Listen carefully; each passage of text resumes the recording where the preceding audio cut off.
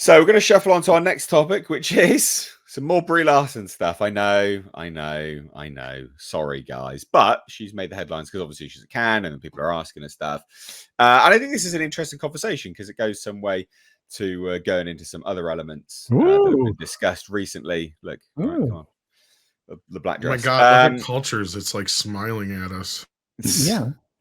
So basically, Brie Larson was asked whether Marvel movies should be screened at Cannes because she's a judge there. You know, she's she's judging the festival submissions.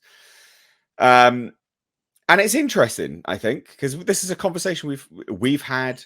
People have had multiple times in sort of industry. Are Marvel movies actual movies? Are they destroying cinema, etc., etc.?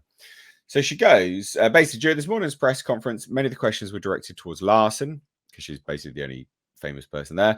And somewhat expectedly, the actress was asked about major studio blockbusters, superhero movies in particular, being included in the prestigious festival's lineup, along with smaller indie or art house fare. Now, first and foremost, I wouldn't say that was expectedly. In fact, I would say that that's a really dumbass question at a film festival like this. It's stupid because it's a given that it shouldn't be asked, right? And you're only asking to grab headlines like they did here. So I think it's dumb, just straight off the bat. And she goes, look, I only know my perspective, and I've never curated a film festival. I take the same level of preparation and care, whatever the budget. A film is a film. This is my first time here, and I'm sure the movies will have a wide range in scope. That's what makes this festival so special.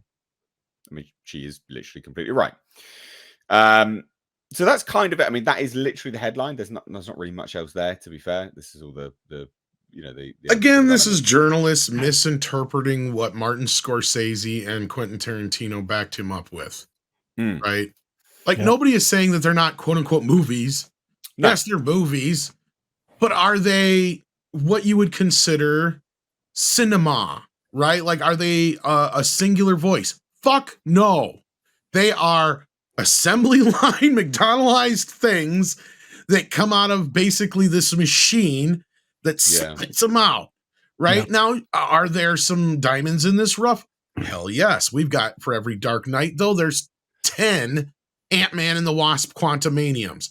That's the problem. That's exactly right. Okay, so we live in a world now where, and Tarantino made this point on the other side of Scorsese's point. He goes, problem is we've lived in a world now for so long where kids have grown up where these are movies, right? This is all there is. There's nothing else. He's like, a kid wouldn't know what to do right now with Taxi Driver, right? Yeah. Like, that's the thing. They haven't grown up in a world with Taxi Drivers or Godfathers or Jaws or Star Wars movies in them. You know, actual movies that were beyond just, an IP, basically, because that's all Marvel is at the end of the day, is an IP farm. Yeah. Well, I'll push back on that ever so slightly, because obviously you talk about Taxi Driver. I mean, Joker was slated as a ripoff of Taxi Driver, wasn't it? And it kind of is, yeah. So, I'll push back on his sort of sentiment there a little bit, is that it was R-rated. Kids. But Joker also got nominated for Oscars. Again, that's one of the diamonds in the rough, is what I mean. Yeah. Yeah, no, true. Yeah, sorry about that. Yeah. I mean, look, it's just a headline grabber, and it's so ridiculous to suggest that, I don't know. I always find it, these award shows are, I mean, this is different. This is a festival, right? But, an award show like the Oscars is wholly irrelevant anyway. And when people are like, oh, Marvel movies should be blah, blah, blah, blah, blah. No, they really shouldn't. Like, they shouldn't at all. Like, the Oscars are the Oscars because they're a lot of it is just the most pretentious garbage ever. But a film festival is slightly different. So, I've had press passes to go to film festivals before in the UK. I don't know, was it the London Film Festival? I can't remember what it's called now, to be fair. It's a little while ago, but this is where they screened and where I first watched Hereditary. And it was the only movie showing in the entire film festival that I was remotely interested in, because the rest of it was absolute fucking shite. It was absolute shite. And they are literally like, I remember, they're just, they are what they are. And some of it is to show, like, again, a lot of it is very artistic, some of it is very cinematic. BFI, there you go, the BFI Film Festival. BFI, yes. Okay. And That's kind of some of stuffy, yeah. Oh, mate, honestly, to Yeah. get accreditation, to get press accreditation, you have to submit work. At least and, Cannes like, has some of the fancier stuff. Yeah, sorry. honestly, it was ridiculous. You got to submit work. You had to, like, write like an essay as well to sort of to go along with your work for approval. They have to watch it and say, "Oh yes, we'd like you to come and." Oh, it was garbage. I never went back. Basically, put it that way. I did it once, and it's like, I'm not. This is wasting my time, and it was genuinely a waste of my time.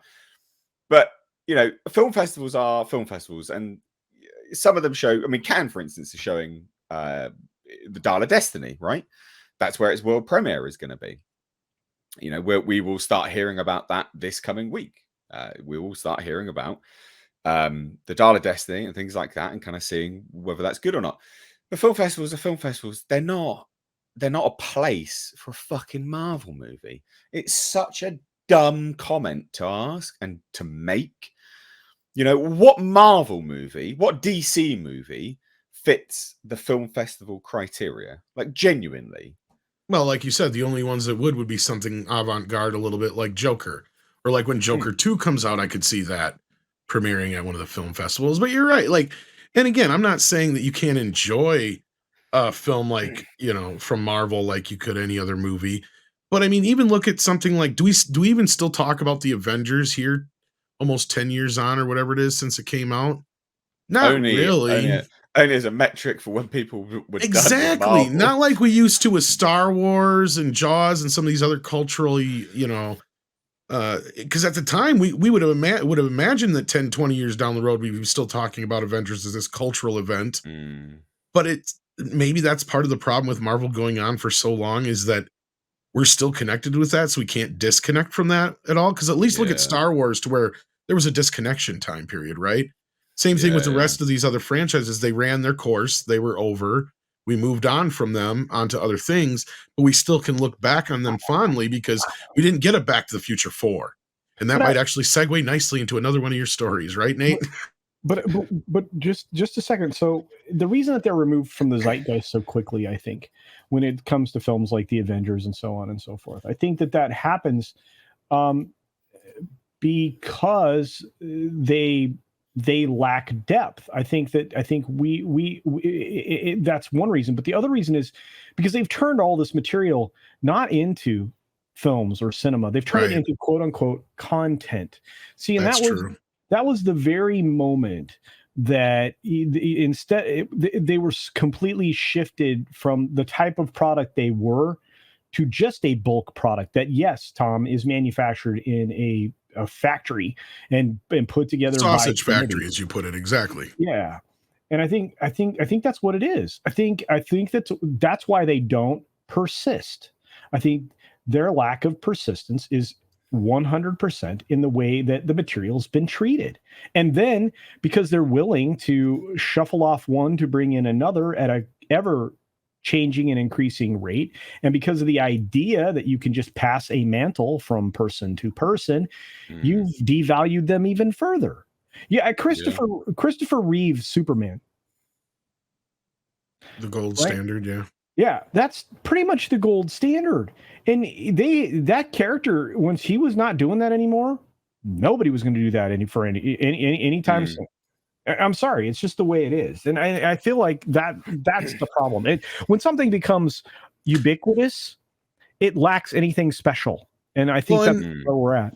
And I'm glad you brought up Superman the movie, because I think that stands as a great example of what is different about movies before and now, right? Because that's a comic book movie, right? Yeah.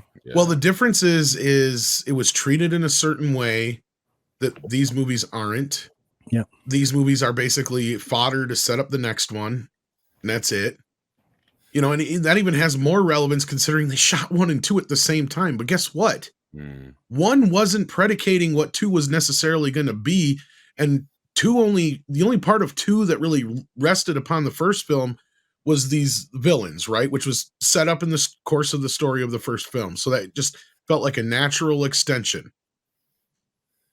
They didn't know if it was going to do anything like it did, but they treated it like they were making The Godfather. That's why.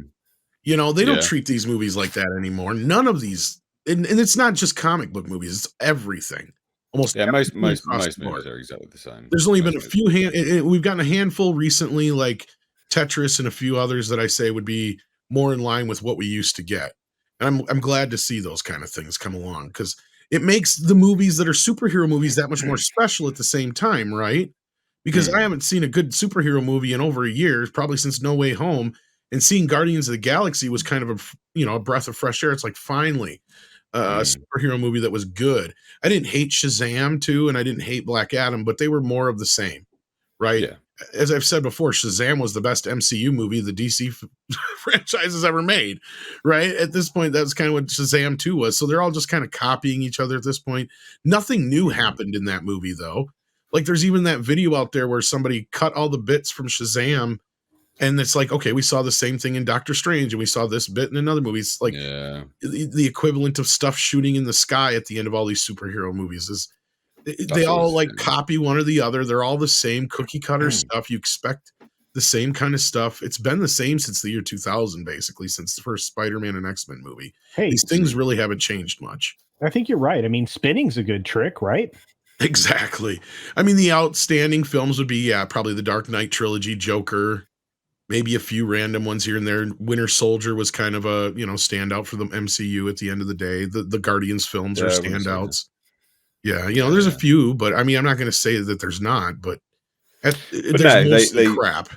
Yeah, I mean, they absolutely do not belong at film festivals. They are just conveyor belt,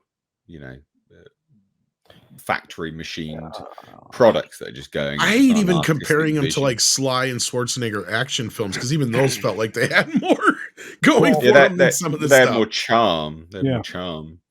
Yeah. They might have been centered around the gimmick of the action hero, the icon. But that's like the closest I can compare it to, yeah. But they still had charm and, a certain element surrounding them that was unique. Yeah. You look at, I don't know, like Demolition Man, for instance. Oh, so good. Yeah. Do you know what I mean? Like, that stands the test of time. Like, 20 years from now. Yeah, well, yeah, exactly. 20 years from now, 30 years from now, people aren't going to be watching half these Marvel movies. They're just not. And that's my point. Being asked the question, do they belong at Cannes? No, they don't.